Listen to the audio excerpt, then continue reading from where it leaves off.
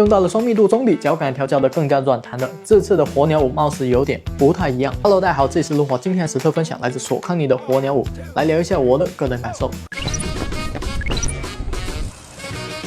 定位呢是一双入门级的缓震跑鞋，外观上偏圆润的一个造型，加上它的一个配饰挺清新的，上脚颜值还不错。目前一共是有4个配饰，它后续的话应该还会再出。中底为双密度设计，上层软弹 Pro 软加，下层是韧弹的 Pro 软，上层提供脚感，下层来给到支撑，整体的脚感偏软弹。感受下来，缓震支撑表现都很到位，它的鞋口以及鞋舌处都有给到一定的填充。上脚之后既不会磨脚，也不会感受到压脚背。然后它的一个鞋舌跟鞋仓内部是有做到一个内需的连接，所以中段的包裹感很足，并且鞋舌不会跑偏。鞋面是用到一个工程网布来保障整个鞋身的透气以及它的一个舒适。外底处是给到一个整质纹的橡胶，着地表现可以，也不容易打滑。然后它在鞋身加宽、侧墙加高以及后跟港宝加固的3重助力之下，让整双鞋很平稳，包括在跑动落地时也能够很平稳的落地。然后走路的话，它整体给到的是软弹脚感，跑动时偏弹一些，当然前提是配速不快的情况下。那配速过快的话，这一双鞋依旧会有一个泄力感，所以这双鞋会更加适合我们通勤以及慢跑去穿着。重量方面是11码单只克重242克，在缓震跑鞋中，它的一个重量算是比较轻盈的。